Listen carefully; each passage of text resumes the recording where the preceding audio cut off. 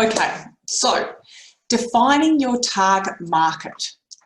We're wanting to look at saying, how can I define my target market so well that whatever my target market is actually, coming across them, it's very clear that they know exactly that that is something that is going to solve their problem.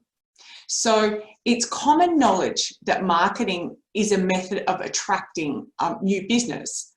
And, we talk about, from my point of view, half of marketing is looking after our current clients, and the other half of marketing is going out and attracting new clients. So what I'm looking at today is defining who is that target market if we're looking at attracting new customers, and how can I be a lot clearer on what that is? Because what happens is if we have too broad a target market, the message can often get lost.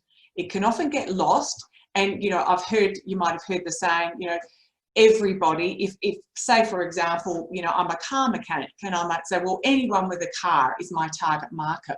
Well, that's way too broad. That is just so broad that message, whatever it is just going to get lost. But if we're saying specifically that our specialist target market might be, mums with young children, and safety's their prime focus. So that's the target market. So you might have more than one target market, you might have 4 or 5, but we need to be very clear of what is that target market. Let's get it defined, and then what's the best channel to target these people, and what's the best avenues to target these people. So the first thing we want to do is look at narrowing our market.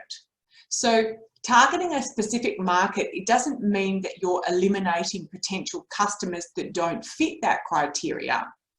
Basically, target marketing, it simply allows us to focus on marketing resources and also a brand directive on a specific market that is more likely to buy your product or service than others. So with a clearly defined target market, it's really easier to establish how your client can best help them, which is what that's the message that we want to get across to them. So some questions to think about in relation to your target market. So what are the defining features of your business or your product or service? And what are the benefits of these features for the actual target market that you're looking at? And how do the benefits attract the consumer? How do they affect the consumer as well? And who currently buys products or services that are in this target market? So one of the really great clues, and I've done this many times with my clients, is looking at saying, what's your current customer base?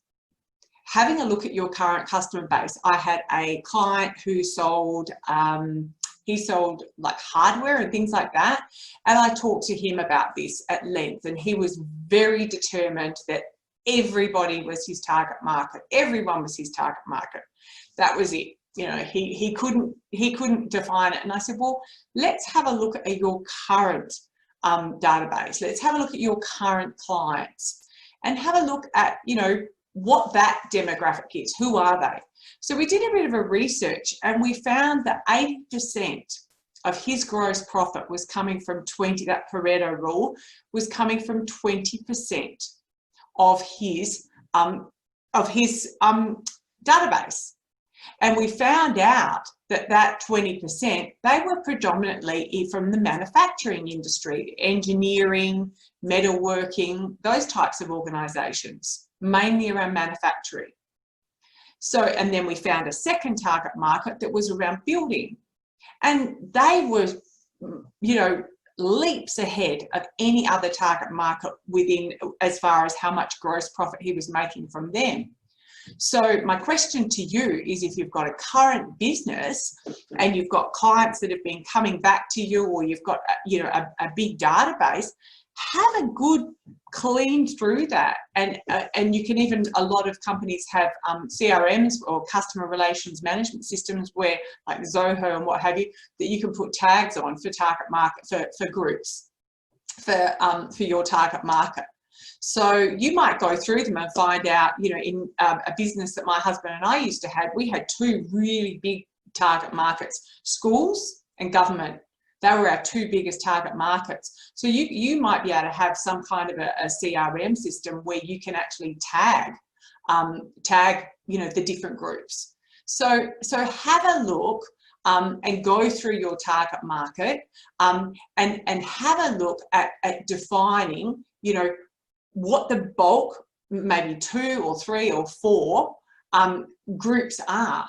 Who are they? What industries are there?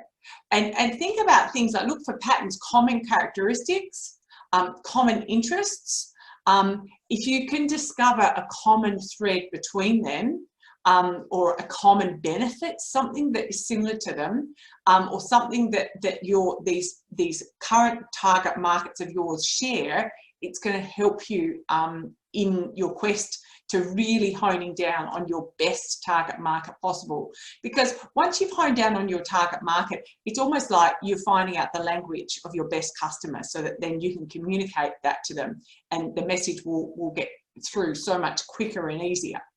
So when we look at this, we want to get very clear of defining their customer, these customers' demographics. So when we look at our products and services, a great exercise, and I've done it many times with clients, is a list all the products and services that you have, preferably in groups, and what are the benefits of these. And you know, it's a great way to get very clear on, okay, what are the features and what are the benefits? So make a list of all these features and benefits, and list them next to each other. And when you've got a list of all these features and benefits of each of your product groups, then you can start to take a note of, okay, what are the best types of consumers that need, or currently use, that need these products or services based on those benefits. So you'll get very clear on, okay, this group, they really need this product, they mainly use this product and service, they mainly use this benefit, but this group with this product normally use a different one. So the exercise, or my challenge, or the proactive activity to do is just to get that list out of those main product groups, list all the benefits, list all the features, and then look at your current clients or your current knowledge and say, okay, what are the specific groups that are buying these products and that need these benefits and services? So this list, it will be very beneficial when you begin to get very specific on the details of your target market. It's going to help dramatically. So great exercise to do, and I've done it many times. It just makes it so much simpler. So another thing, which I know it sounds really simple, but so many people don't do it. Check your competitors. Have a look what your competitors are actually, who they're targeting, what they're targeting, what are their features, what are their benefits, what are they saying, who are they actually speaking to? And if you offer products or services similar to something already on the market, you can gain a lot of insight for this. And I've been in my business planning workshops where I've said to people, who else are they looking at when they're Googling you? And they're like, oh, I've never done that before. And I'm like, what do you mean? So the fact of saying, okay, if I'm the consumer and I'm Googling your products and services, who else comes up on Google next to me? Who's right next to me all the time? So have a look at what's there. Who are they targeting? What are the products that they are actually, how are they presenting their products and services, and who are they targeting it to? So that when people are looking on the internet, or it might be on Instagram, or it might be on Facebook or LinkedIn. Who else are they looking at right next to yours? So that then you can gain a lot of knowledge from that, because you can see who they're targeting. What are the benefits? What are the features? Who's their target market, which will help you with yours. So having a look at your current, what their basic products are. Another one to think about as far as your competitors go is, have a look at their pricing. Have a look at how big their team is, how successful their company is looking, because that will give you a bit of insight as well as to how strong they are. Often I've had people ring them up and do a bit of market research that way. But getting clear on your competitors and who your target market is comparing you to when they're looking is really, really important. So when you want to find a niche, it's really good to look at something that your competitors are not advertising as well. Your objective here is to set yourself apart.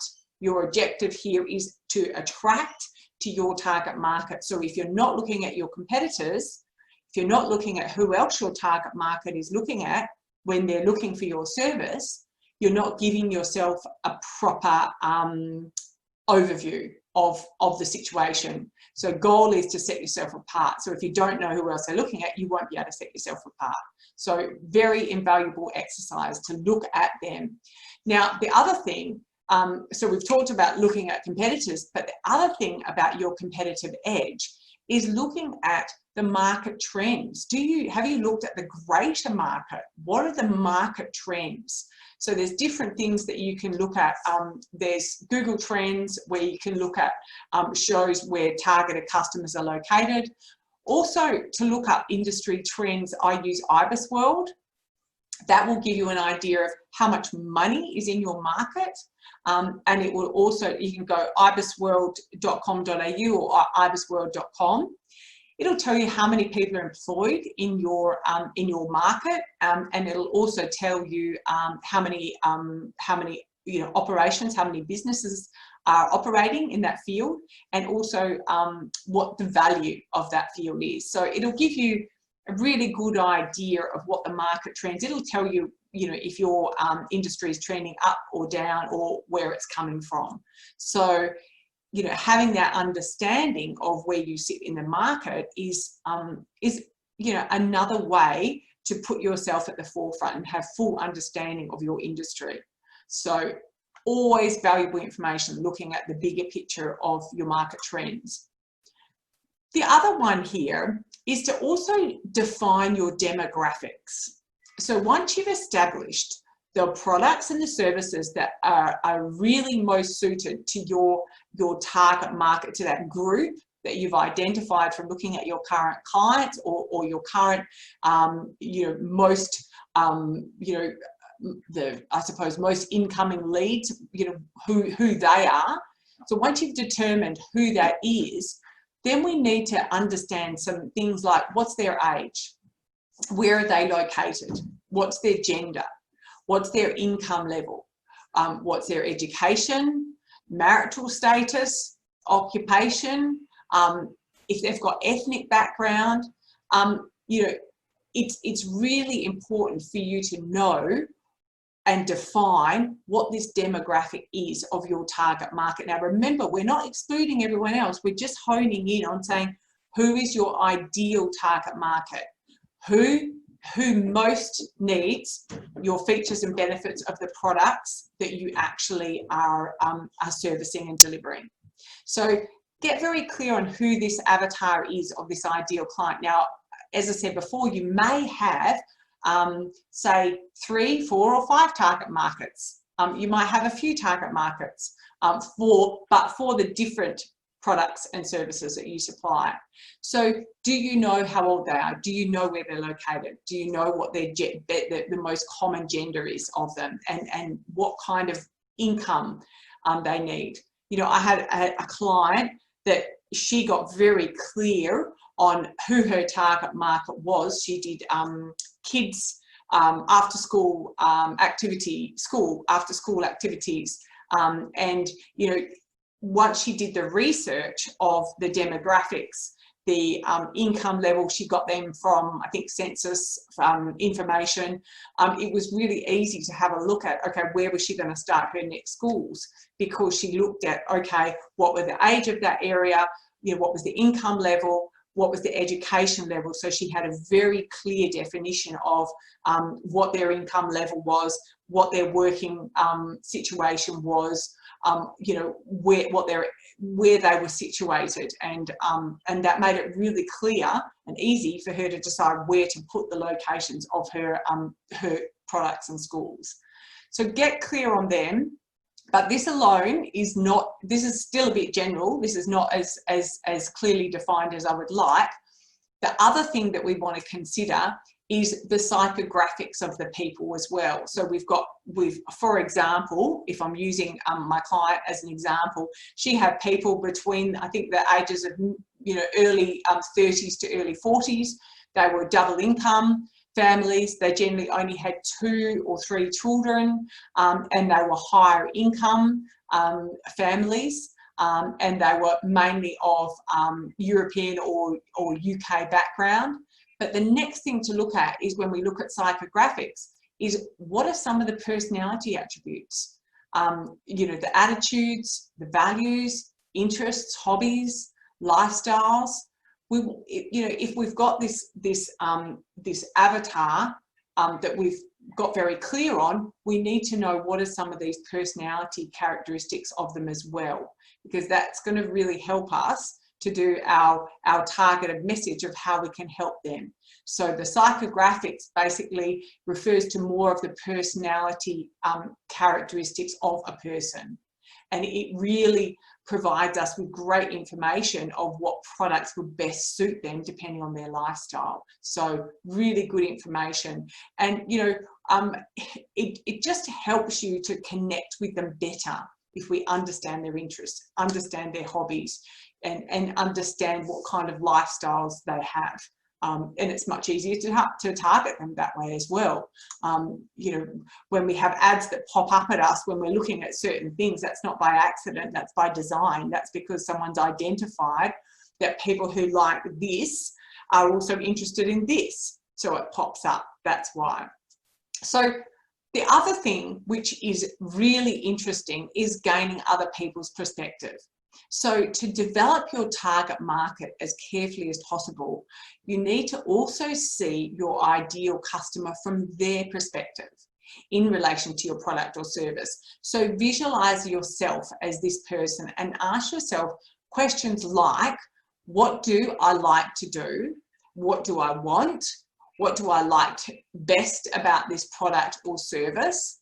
So when you take a look from the perspective of the customer, it really gives you a closer look at what are their wants or what are their needs. So if you can't visualize this person, then you're not already yet defined enough who that target market is.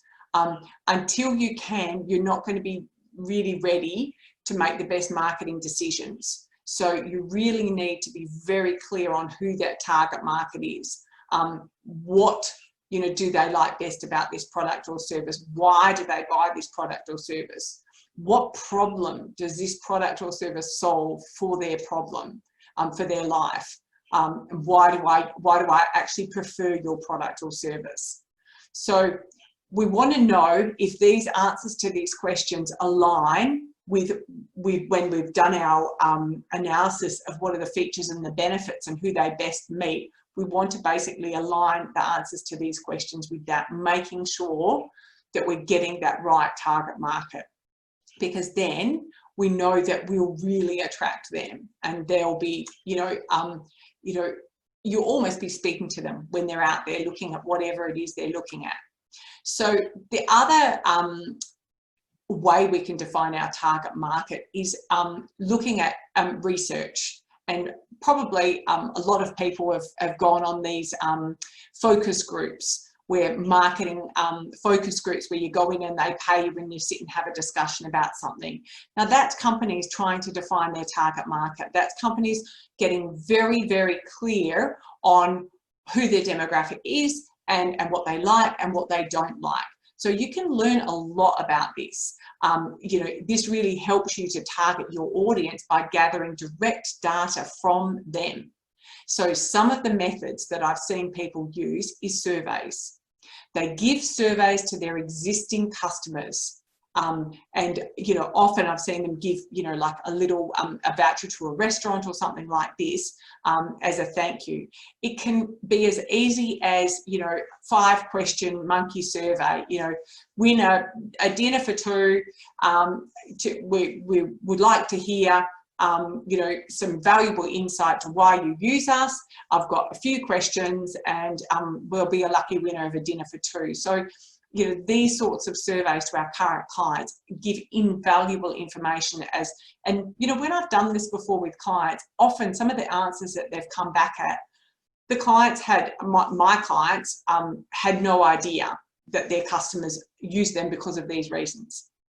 So they might have said, you know, why do you use us instead of someone else? What is the special, you know, unique value that you get from us that you can't get from somebody else? You know, why do you keep coming back to us all the time? You know, what is it that, you know, what is it that you feel is special about us and somebody else? So this kind of information from your current clients is easy to get and it's invaluable, and that will help you define your target market.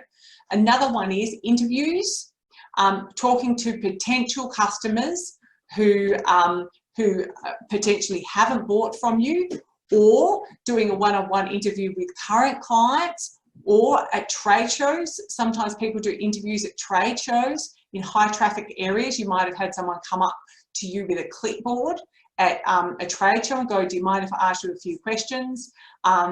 Those sort of interviews, you can hire people or do it yourself to conduct current client interviews or potential client interviews. The last one is focus groups, and that's where the marketing companies will hold focus groups where they get you to come in and pay you to sit down and discuss a topic and get insight on a particular you know, area or product or service.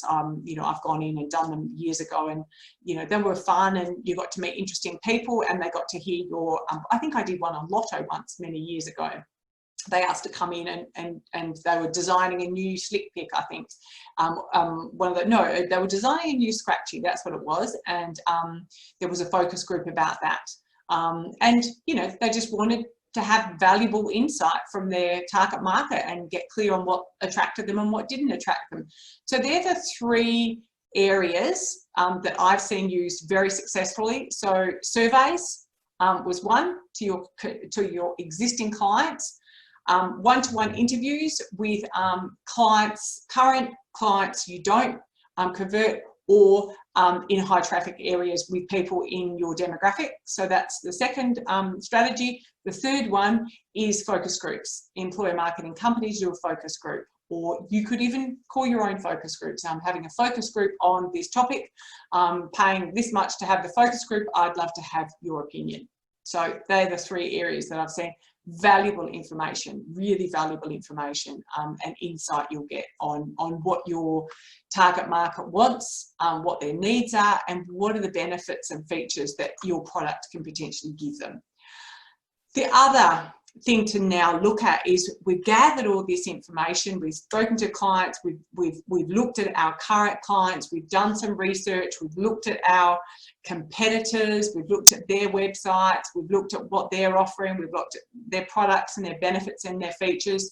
The next thing to look at is saying, okay, sometimes people use the funnel method to narrow down their target market, just to get very, very clear on who that target market is. Now, remembering I said sometimes people have more than one target market, they might have 3 or 4, so you might have 3 or 4 funnels.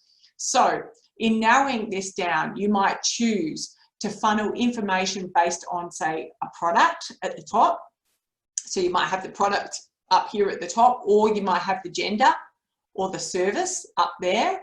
So once we've got clear on what that top funnel is, then we go down to the next one down. So say, for example, if we're saying gender, we might say, okay, females, you know, who say we're a holiday, you know, travel agent. Well, we find that mostly it's the females who, we've done our market research, mostly females book the holidays. Okay, so we've got here females here, and then we go down to the next one. Okay, so we've now got rid of all the males. So the next one might be age specific. Okay, well, this target market where age specific is, say where target market is honeymooners. All right, well, age, we've gone and done some research. The honeymoons that we have booked over the last couple of years, they've been aged between mid-20s and mid-30s. Okay, we've got female, we've got mid-20s and mid-30s. After that, we then might want to look at, okay, well, what's the average income bracket of these people? So then, or maybe it might be, what's the financial investment that they actually, the average financial investment that they use. So then we go and look at our research and say that, okay, well, most honeymoons that we've booked over the last few years, on average, they're around 10K. Okay, so we're getting down to about 10K. And so then we go down a bit further and have a look, okay, so what are their professions? If we look at their average professions of them that have been to us before, maybe they're professional, maybe they're in a certain suburb, or maybe they're western suburbs if we're looking, if we're located there. So if we get very strategic and clear on getting down to that funnel, it's really going to arrive us at a specific product or service that's matching that target market. So we can just break that down step by step by step. So you might have, as I said, 3 or 4 that you break down and get very clear. Now, each target market should have a different marketing campaign or a different marketing message. You don't have the same message out to all 4 or 5 target markets. They're totally different. You know, using the travel agent as the example, we're not going to have the same, you know, marketing campaign for people who are looking at booking honeymoons as we are to retired people who are looking at, say, booking cruises. Totally different target market, totally different channel. So we've done all this work. So then we need to look at synthesizing all of our findings. So at this stage, we've got a pretty solid base to niche based on our research. We've got very clear on the customer's needs, we've got clear on their interests and their customer demographic. So to help determine if you're actually ready to start marketing your product or service, check off if you've got the 5, if you're basically looking at the 5 qualities of any good niche. So we really want to look at saying, is this aligned with your long-term vision? So once we've defined our target market and our niche, is it aligned with our long-term vision of our business? And is it a very desirable, you know, is this a target market that we really want to be working with?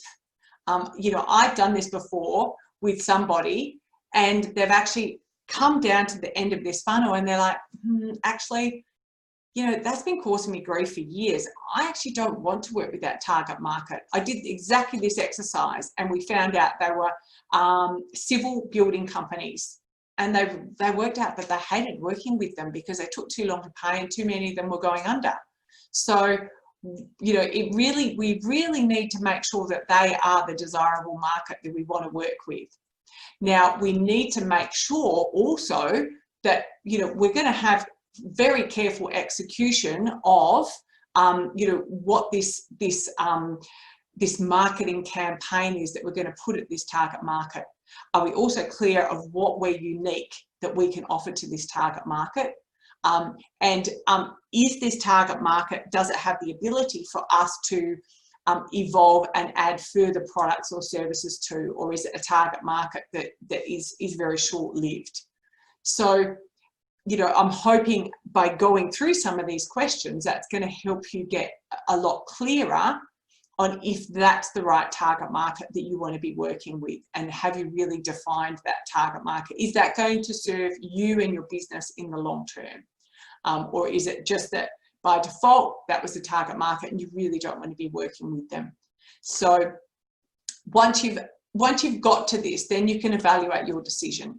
So once you've decided on that target market, it's really important to compile all of the information to be sure that it makes sense to pursue that target market.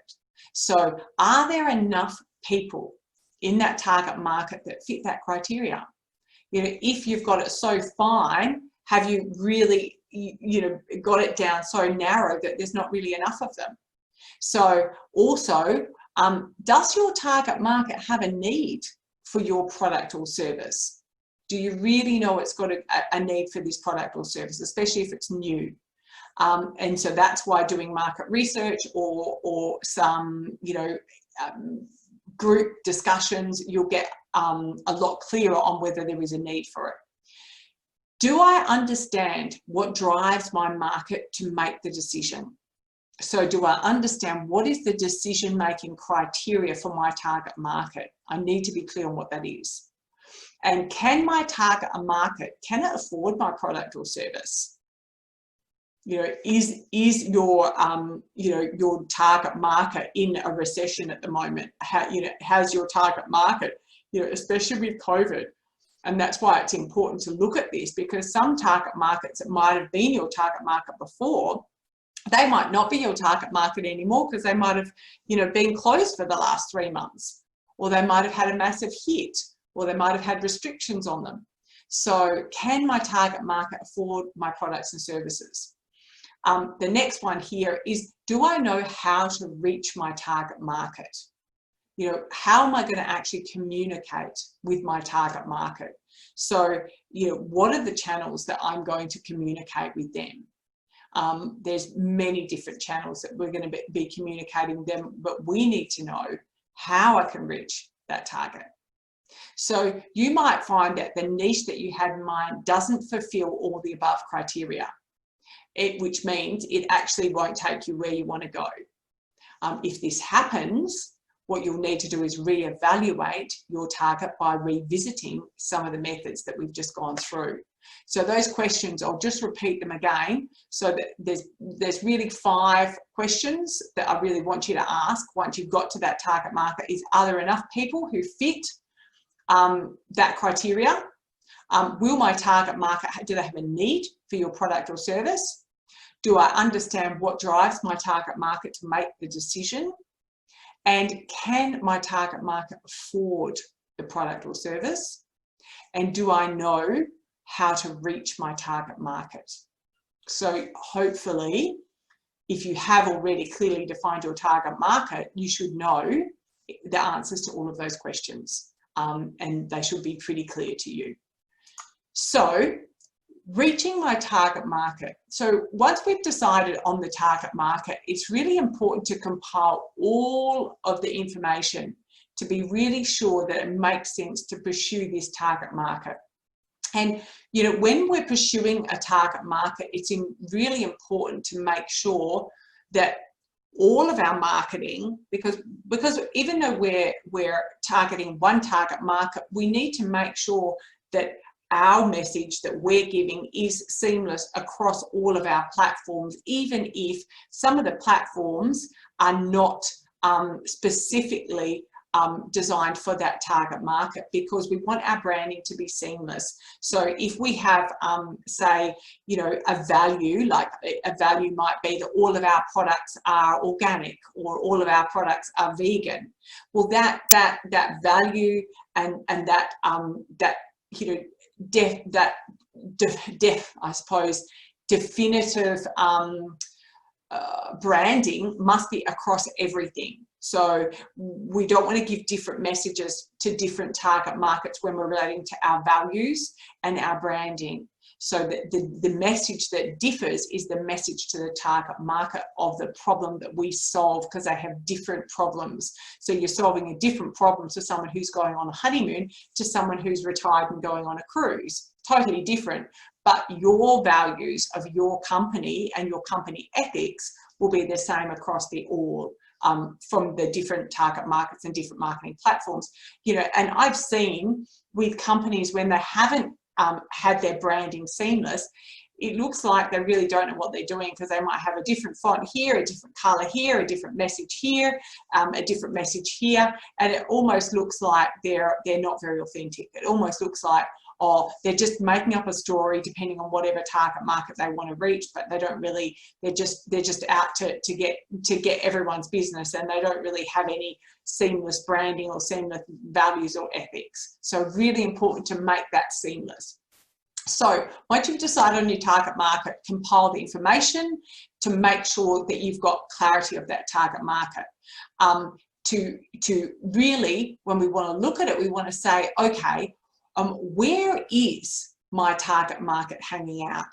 So you might say, you know, once you've got clear on, okay, you know, all of the details of that target market, do they hang out in, say, Facebook? You know, do they hang out in networking groups? Do they hang out in, you know, the Instagram or LinkedIn? Where do they actually hang out? Yeah, and the thing that I've heard many times is that we generally require 7 to 9 touches before someone actually buys off us. So if we're saying, you know, how do we reach our target market? Once we've defined who they are, we then need to research where are they hanging out. But it might not be just once. It might not be just once. It might be 4 or 5 or 6 different mediums that you're putting a message out to them. So it might be that you've commented on their Facebook. It might be that you've liked one of their Instagram pictures. It might be that you've put an article on LinkedIn. It might be that they've come to one of your expos. But because they haven't bought straight away doesn't mean that you haven't got the right target market, and doesn't mean that they're not going to buy off you yet. So if it's 6 to 9 times before they buy, we've got to make sure that we know where we're going to reach our target market and what messages that we're going to put out to make sure they know that we can solve the problem that they have with whatever product or service we've got. So we need to know, you know, very clearly, where are you going to reach these? What are they? Is it 3 or 4 different ways, or is it 5 different ways? And is it structured? I've seen, you know, clients with marketing campaigns where we've really got a page per target market, and we've got a schedule of what information is going out to them and when, and what problem we're solving with that information. So we're looking here at saying, you know, is the marketing focused? So when we're actually marketing our product or service, we want to be clear on the difference between what you do and what the marketing focus is. So what is the problem that we're actually solving? And, you know, if you haven't seen Simon Sinek's, you know, YouTube about, you know, the people don't care, people don't buy what you do, they buy why you do it. So this is not about what the product is or what your company does. It's why do they buy it? What do they want that you have that they're missing in their life? What part of their life, little puzzle, can you solve by the product? So it's the why behind it. And that Simon Sinek's, you know, YouTube that explained the circles and that concept is really, you know, very, very well worth a watch. A common mistake that I see in marketing is often people in their marketing talk about themselves. You know, I'm the best, and, you know, XYZ company can do this and can do this and can do this. That's not going to attract your target market. That no one cares what you do. They only care about themselves. They only can look at life through their own head. So it's their puzzle in their lives that they're trying to solve. They don't care about yours. So our message, our content, our message to them, the bulk of it must be in their language, in their style, in their communication, based on what kind of problem that we can solve, what kind of you know, product or service that we've got that's going to help them with whatever it is that they're working through in their life at the moment. So we're targeting them and the audience and how we can help them. It's not about us. And it's core to what the problem is we're solving. It's core to how we're going to help them, not the product and not us. So for example, you know, someone's wanting to buy a drill. They don't want a drill, they want a hole. That's what they want. They want a hole, not a drill.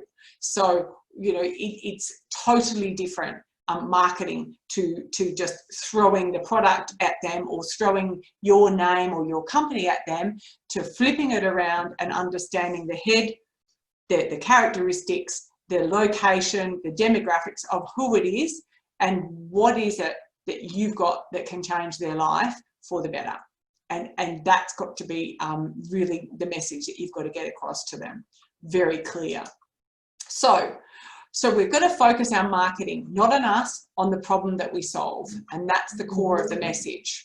So when we've got to get clear on the message, before we can really create the content, we really need to compile and analyze all our findings that we've got. So go through all the information we've got. So we go through the messages that our competitors are putting out. We go through our research from our surveys from our current clients. We go through what people have said to us before as to the benefits that they've got from the products.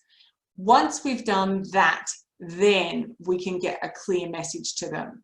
But base your marketing after you've compiled all the analysis of all the information that you've got from your findings, from looking at the market, looking at your clients, looking at your competitors, asking them the questions. Then you get the message out to them.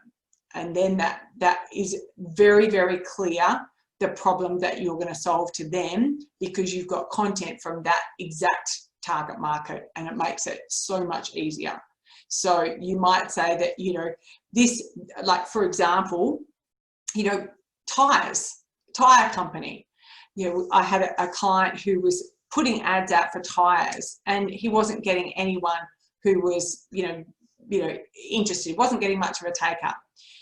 But I'm like, you know, no one's really interested in tires. It's not really something people are interested in. So we defined his target market as mums with school kids.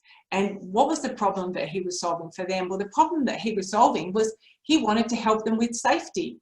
Mothers, you know, with kids, they really need to keep safe. So we changed the target market. We changed the marketing message to around safety and wanting to keep your children safe in the winter.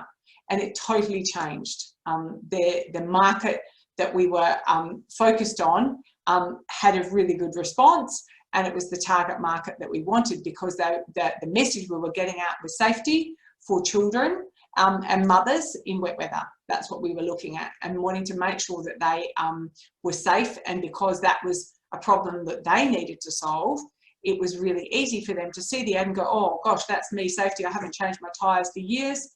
I need to have a look at that. So I hope that helps with understanding, you know, what is it that you solve, and in your communication on your Facebook, on your Instagram, on your LinkedIn, on your marketing content, is that very, very clear that that message is going to the target market that you've decided most need your product. So now you really have done your research, and it's time to look at saying, all right, let's put it together. Let's put together a marketing picture and a marketing plan of, you know, what all you've compiled has got together, and then go out and set your marketing plan. The steps that I'm, you know, relatively clear, well, that need to be relatively clear first, is once you've defined how many target markets you've got and who the target markets are, and the full descriptions of the target market and the products or services that you are actually going to service to them, then we want to look at saying, all right, well, what are all these problems that you can solve for them? Where are you communicating to them? And then schedule all the times that you're going to communicate with them, the problem that you can actually solve, and put together a marketing schedule. And it's crucial as well to test and measure the results of that, so that you can make sure that the message that you are getting out there is clear to that target market. Because if you've done your research, then you'll be able to really strategically market those people in accordance with the picture of who that target market or avatar is. And then you can test and measure how you're going and if that's the correct message to the correct target market, if it's hitting the mark. The other thing I think is, important is monitor. Once you've launched your marketing, test and measure is just so important. Have a look, and when I talk about test and measure, you might be thinking, what does she mean? I'm looking at saying, some ads you might get, say we're talking about LinkedIn, some say maybe an article or a post or something like that, you might get 20 people like it and no comments. Another one you might get 20 comments. Well, what's the difference? We need to start testing and measuring the results. So we really want to study your marketing efforts and determine what are the best marketing messages that are getting you the best results. Where are you touching the best target market? What are the messages that are really getting to them? So the other thing is, if we're looking at, say we're looking at Facebook, are we getting much interaction from them? Are we getting many shares? How many shares? Competitions is another way when you've got very clear on the message. I see a lot of people doing competitions on Instagram. Get very clear on who that target market is, define it, define the problem you're solving, and then get your followers to share that in some kind of a competition with others that are of the same. So then we can grow that group of that demographic because they'll generally be similar demographics. So really important to monitor, okay, you do one competition this month and we get this many shares, another one this month with this many shares. So which one gives you the best? So testing and measuring, learning and tweaking from that. I mean, I've got people I've worked with for now 8 years, and they're marketing their target market, their marketing schedule, their marketing process, their marketing test and measure is so finely tuned. It's just maths. It's so finely tuned. We know the acquisition cost. So that's how much it costs to get each different target market. So we know different target markets and what the acquisition costs for some compared to others. How much it costs us in Facebook ads, it might be in what do you call it, Google ads. What that marketing spend is to get that client, and that's because they've carefully researched, tweaked, test and measured, and tracked the results of the different messages that we've given out. And remembering that we're wanting to actually differentiate ourselves from our competitors. So the more we can test and measure how we're doing that, then the better evidence we've got for future marketing that we're going to be doing. And better evidence we've got for making sure we know which target market is the best target market for the products and services that we've got, and what are the margins that we're getting out of these different groups. Which group gives us the most amount of gross profit, and which group do we like to work with the most, and which group is most aligned with us and our company and what our company is all about. Because as with the example with the company that was dealing with a lot of civil companies in the building industry, their values weren't aligned, and they found it really difficult to deal with a target market that wasn't aligned with them. So if we test and measure, okay, from our marketing efforts, which ones are we getting the best results from, and then keep that record and then tweak it, constantly tweak it all the time and review it, and you'll just get better and better and better. It should be very strategic. Very strategic. And what gets measured gets managed. So if we're wanting to manage our targeting and how well we do, we need to measure it. So that old saying of what gets measured gets managed. If you're not measuring your marketing, if you're not clear in your target market, and you're not measuring what target markets work best for you, you can't manage it. So it's important to start to do that. So I hope I haven't gone through too much too quickly. I hope it's not been too complicated. The whole crux of it is to be very in touch with who your target market is, how many target markets you've got, what is the message that you can do that can solve their problem, what have you got that can help them, and let's make sure that we're keeping it very strategic and measured so that we can replicate it if we're wanting to grow our business or grow our target market. I hope that was invaluable for you, because if you're not doing it, it will be invaluable. And the crux here really is to follow through and build a powerful marketing campaign based on getting very clear on your target market, because if you get focused on who that target market is, it's going to mean your marketing efforts will get much greater success, So if anyone has any questions, I'm more than happy for you to email me, or if anyone's got a quick question, they can put it in the chat box now. I'm just having a look. No, I haven't got, I've just got some thank yous, which is wonderful. So thank you very much. Look, if you've got any questions, just email me, or I'm happy to have a chat with you on the phone.